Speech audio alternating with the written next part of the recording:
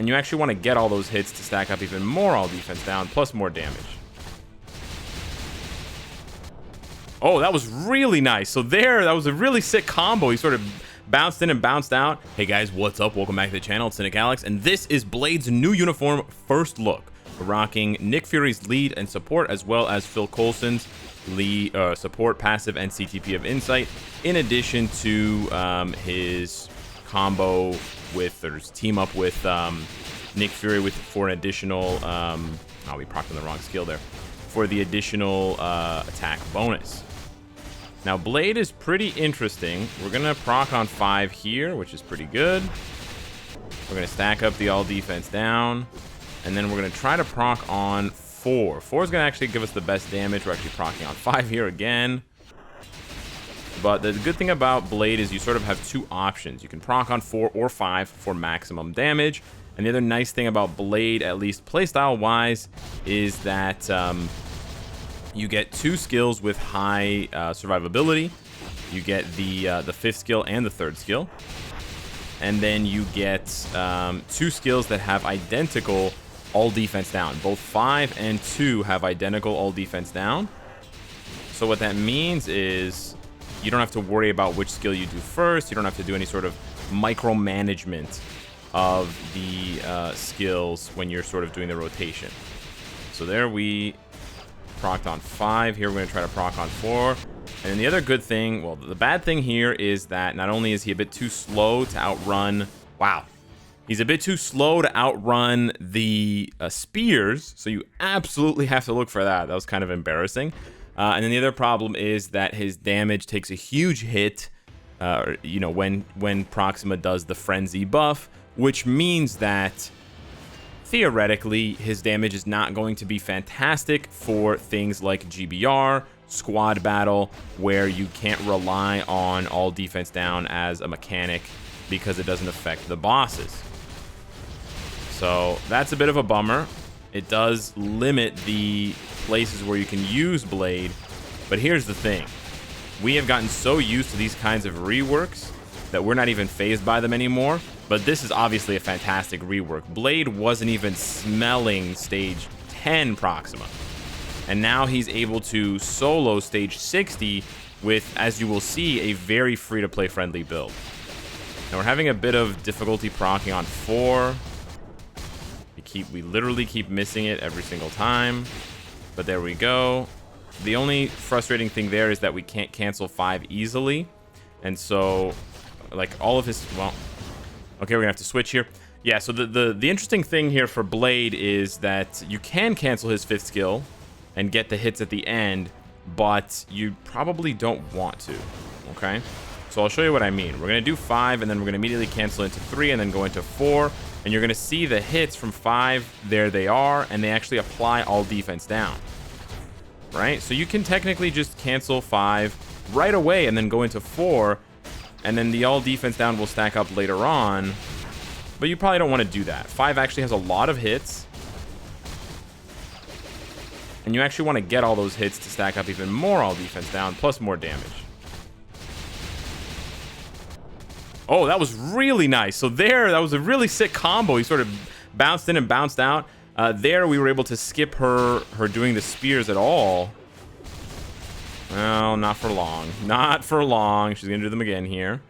Yeah, so we got a 30-second penalty here. You're gonna see I will swap back to him before the frenzy buff is over. The frenzy buff basically doesn't allow you to stack all defense down. So you're gonna see here that his damage is much worse. Because now I can't stack all defense down. And you're going to see even when I proc on 5, you can see the damage is much weaker. But here's the thing with Blade. He's very tanky, because as long as the boss doesn't do any sort of funky moves that penetrate, and I know that's a bit of a big ask, right, for the boss not to do. But if you bring along a mind control striker, or if you have someone on the team who paralyzes or whatever, like Morbius, for example, Proxima, if she doesn't do those skills, you can basically just face tank her, as you can see. right? I can face tank because I've got invincibility here, and then I chain into the second skill, which gives me immunity, and then I've got an iframe here, and, you know, before the third skill immunity is over, well, here, this is the only problem. The only problem is the, as you saw there, the poison cloud. The poison cloud is a serious problem, but I like doing 5-2 and then 3-4. But yeah, otherwise, you can see he sort of just tanks.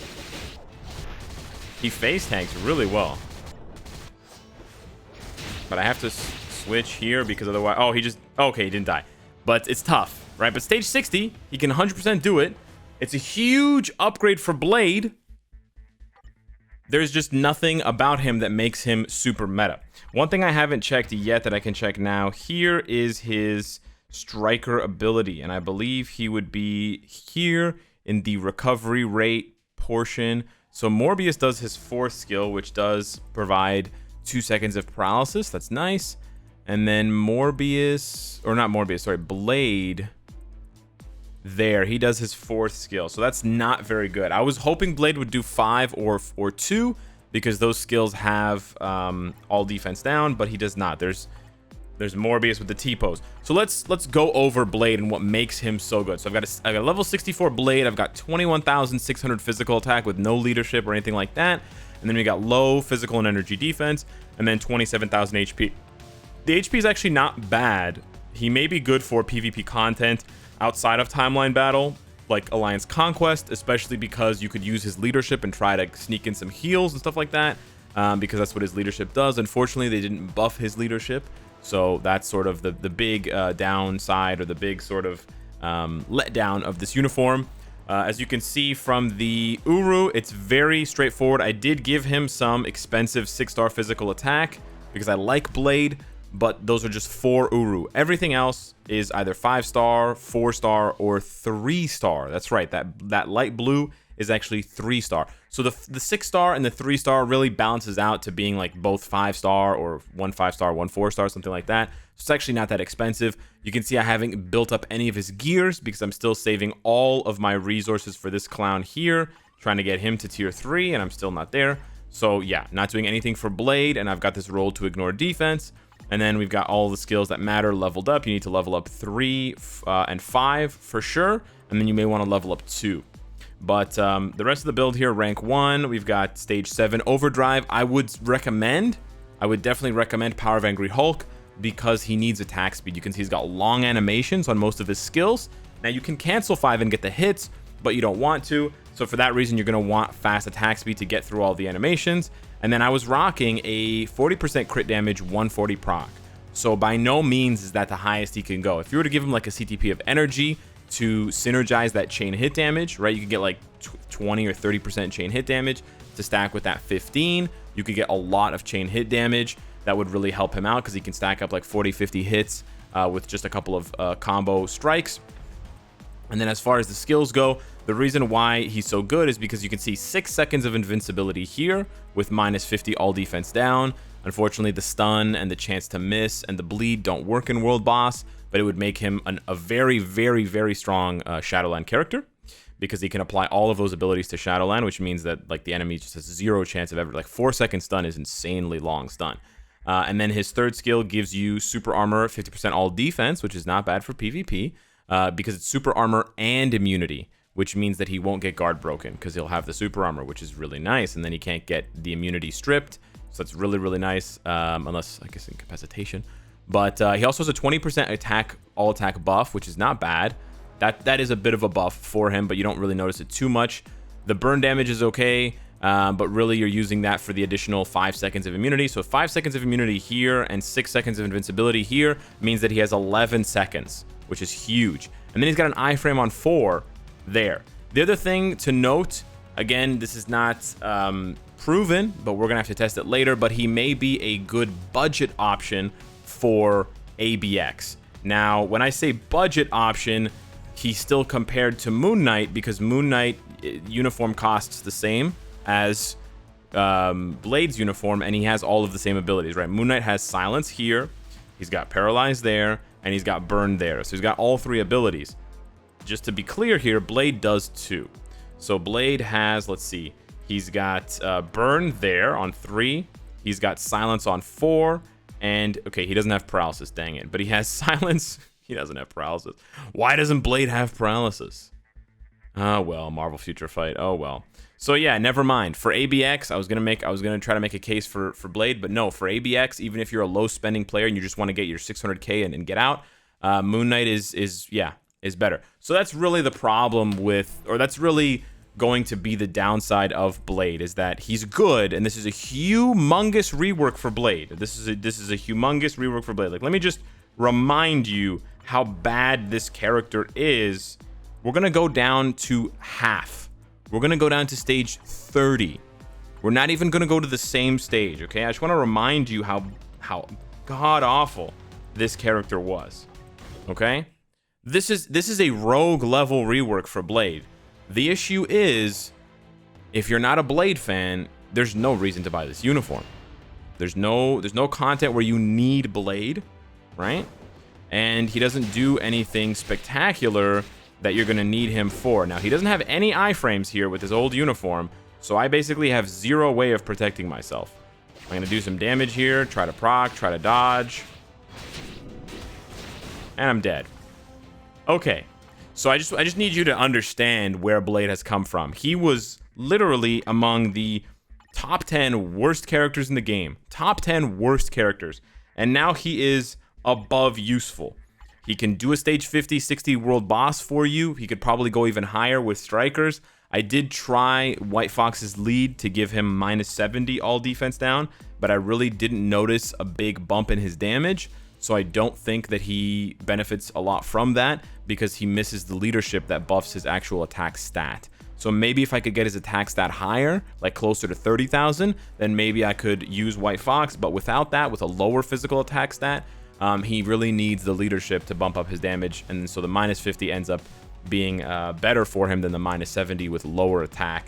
He does not have the heroic leadership ability. He's got Weapon Master, but the Weapon Master synergy with Taskmaster doesn't include ignore, dodge, or skill damage bonus damage. So you're not getting much from Taskmaster's passive, because those two, well, the ignore dodge stacks, but you don't need more ignore dodge, right?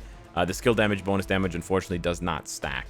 So the issue with Blade is, despite being incredibly powerful compared to his old uniforms, you really don't have any need for this uniform unless you're pushing for a very, very high stage of Shadowland. For Shadowland, he's fantastic. He would be fantastic for Shadowland. He would be head and shoulders above characters like, you know, Juggernaut and other combat types, because he has lots of all defense down that he can stack, chain hit damage, bleed. The bleed actually is decent in Shadowland when you stack it on top of everything else. And then with all of these effects, 2-second stun, 4-second stun, right? Super armor, bleed, more chance to miss, right? He's just going to completely lock down any opponent that you put him on. So I could easily see Blade with this uniform doing stage 100 plus of Shadowland. However, if that's not what you're interested in and you're not a big fan of Blade, then this uniform is 100% optional and 100% a skip. The other issue for Blade, unfortunately, is that he has to compete with the recently introduced Moon Knight. There's just no way Blade can compete with Moon Knight. Moon Knight does everything that Blade does better. He has more damage, more AoE, more self buffs, more healing than Blade, which kind of doesn't make sense. No offense to Moon Knight fans, they should have equal healing, right? I think Netmarble forgot that Blade is half vampire, right? It makes no sense that Blade is half vampire and doesn't heal, but Morbius is full vampire and has multiple ways to heal. Doesn't make any sense. But anywho, you know, it's like, you know, if you had you know, it's like having Silver Surfer, or it's sort of like having Odin tier 3 come out at the same time as Thor tier 3, right? You're looking at those two and you're like, well, why would I get, I guess Odin's double the cost, but let's say Odin wasn't double the cost. Like, why would you get Thor when you could just get Odin? Sorry, I hit my microphone. Odin is just a better version of Thor. He's just better at everything than Thor. There's nothing that Thor can do well that Odin can't. Okay, this is not a good example, not a good comparison, because Thor does elemental damage. But anyways, yeah, not trying to shit on Blade. I'm just pointing out from Netmarble's point of view, I'm pointing out for Netmarble, and from our point of view, why some of these characters just don't end up selling. It's not that Blade's a bad character. It's just that the value, the return on investment is so high for Moon Knight. Not to mention Moon Knight can be transcended and awakened, right? So he has a much higher ceiling than Blade, which is kind of a bummer because I think this uniform's really cool. It looks fun to play. Like when you're playing with him, he's sort of jumping in and out, and the slashes with the white slashing and the black sort of mist. It looks really cool. I definitely think that they could have overtuned him a little bit more, given how much they did for Moon Knight, right? They could have just overtuned Blade a little. They could have given him like 20-30% more juice, and he would have just sold a lot better because he would be that much closer to Moon Knight. But as far as this goes, he's like a Ronin, right? In 2020, do you need another Ronin? I mean, he's better than Ronin, but yeah, he's another world boss clear, essentially. So great character, great rework for him, but unfortunately will be overshadowed by Moon Knight and possibly whatever the next combat tier 3 is, unless it's Blade himself, imagine. So yeah, hit me up in the comments down below. Let me know what you think of Blade. The Wesley Snipes era is unfortunately over, but the Mahershala Ali era is coming soon. Thanks so much for watching, and I'll see you in the next one. Take care.